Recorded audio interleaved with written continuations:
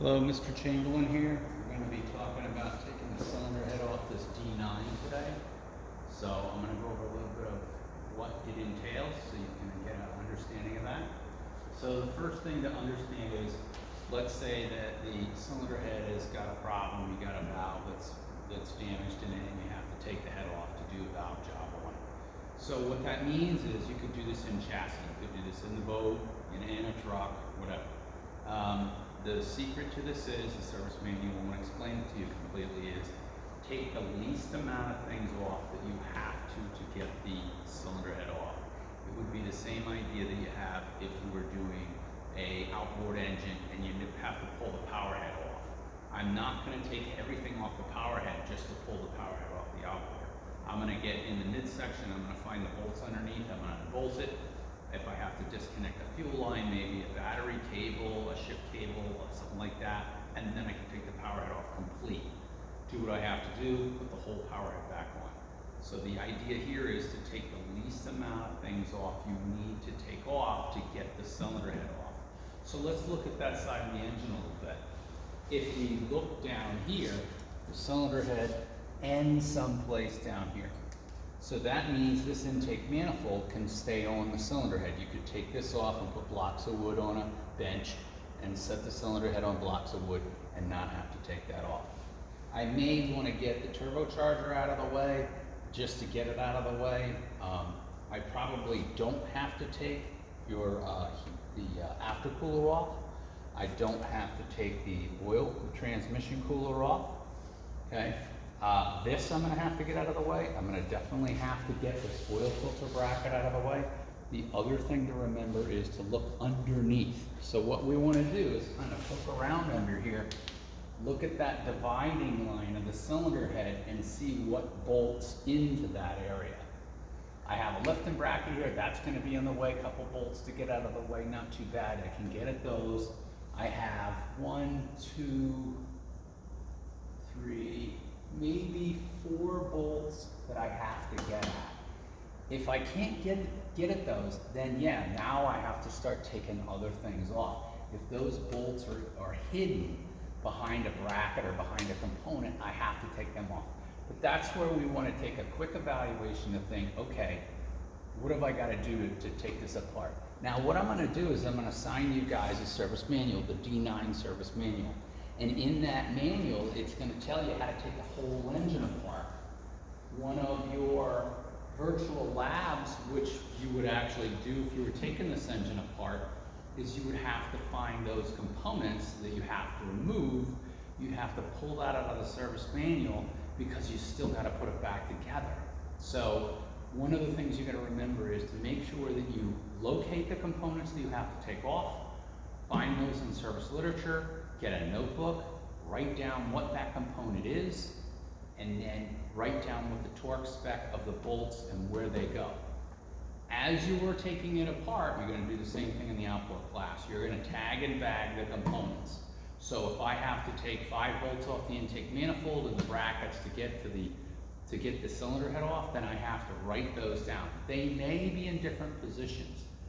You got a phone, you got a camera, it works great. So just take a couple of pictures, write a couple notes in your notebook, and what you want to do is be systematic.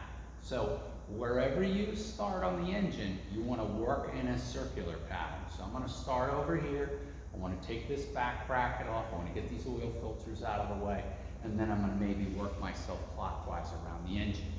This way, you can actually say, okay, in my notes, I took this off first, all right? These are the bolts, these are the torque specs, these are the lengths, these are the locations. You can write a little note, write in your notebook on what you took off. Once you've done with that, that component comes off and you're happy with that area, then move and start a new chapter in your notebook, okay? And that's gonna be maybe over here, I have to take this expansion tank and I have to take my crankcase ventilation housing, and there's some circuit breakers off. I got to get this out of the way to see what's behind it. Any harnesses that you run into, what you want to do, take a piece of tape, blue masking tape, you know, the painter's tape, and write what that component plugs into it, because it may not be as easy to remember where it all goes.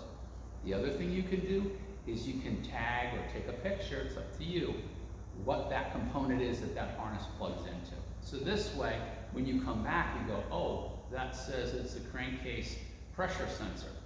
Well, where is it? If you took a picture, there you go, now you know. Or if you wrote in your notebook, it's right below the crankcase ventilation filter housing. That way you get an idea.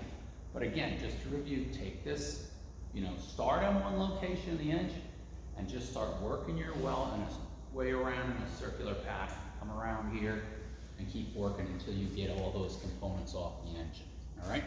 I'm gonna move you over to the other side. Actually, I'll move you in a clockwise pattern here, and we'll just go over some of the names of the stuff.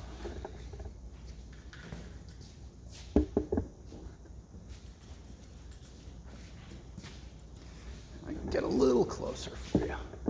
There we go.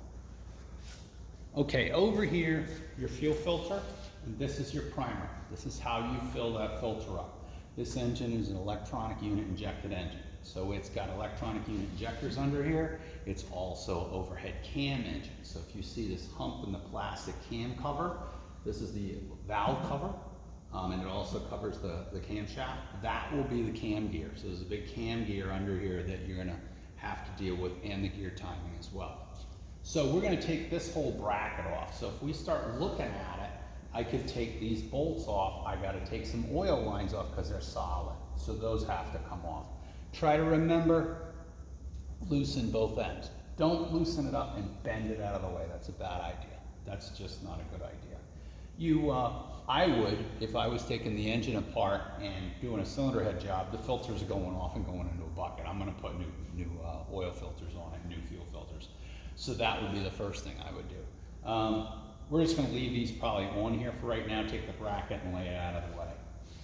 As you go behind that, there is another bracket here, and that bracket may bolt to the cylinder head. Once you get this assembly out of the way, then you'll know if that's underneath there.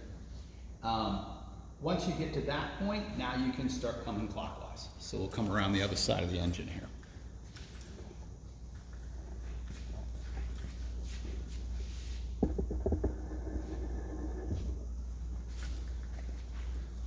All right, so we have another lifting bracket over here. That's probably gonna have to come off. Again, a couple of easy bolts to get at. You have the speed sensor here connection, or a camshaft sensor connection. I can't remember which one it is. Get this hose out of the way. That way you can get at brackets real easy.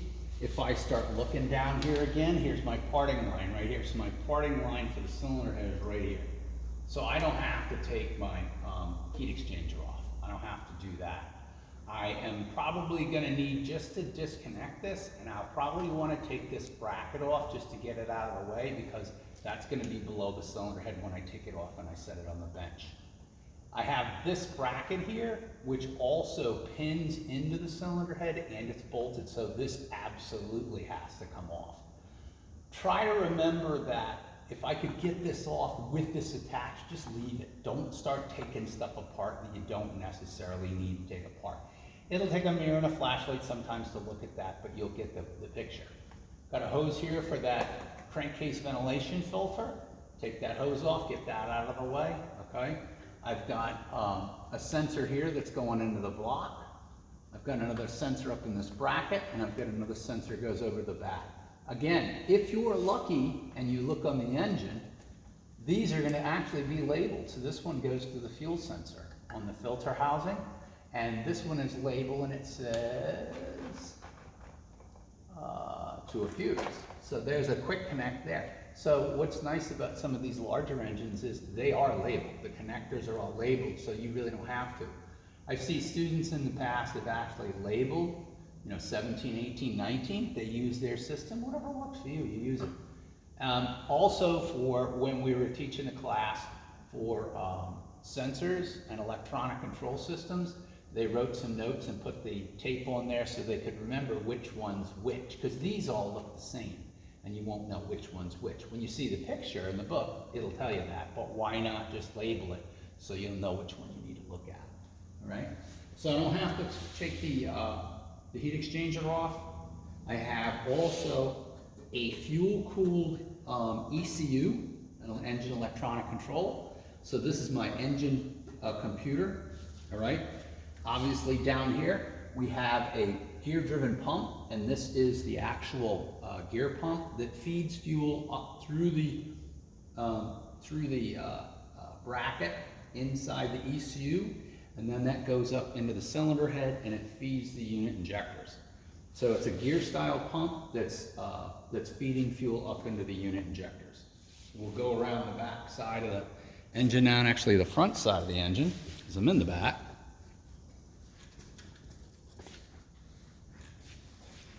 And we might be able to finish this off on the front and see where we're at. Okay, again, I'm gonna just kind of come down here. Maybe I've got a notebook with me, I'm taking some quick notes. Maybe I'm taking a couple of pictures real quick with my phone so I get a visual. I always do a 360 when I do a major job like this with my phone. Multiple pictures, multiple angles, and do it in a format so it's systematic. Just don't walk around the engine. You want to do a full 360 view. You could use a video too, and a video will work fine because you can pause it and place it back. But sometimes you want to zoom in with a camera, and maybe that'll help a little bit. So bracket, this definitely has to come off because this is going to be in the way. There's a bracket here that receives, all right, coolant from the cylinder head. And there's an O-ring in there. When you take this off, if you're gonna replace it, all those O-rings have to be changed. So here's another part of this is, as you start looking at this, start thinking about what do I need to order? What parts do I need? So as you do your 360, walk around, taking pictures, taking video, get a notebook, say, oh, I'm gonna need this O-ring. You know, maybe I'm gonna need this gasket. I'm gonna need that gasket. Obviously the simple things you're gonna remember: valve cover, cylinder head gasket, but there's maybe 20 or 30 gaskets on the top of this engine, who knows, that you may have to change.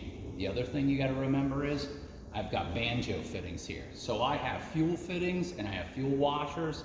I'm doing a $15,000 cylinder head job on this maybe. I am not skimping on those washers.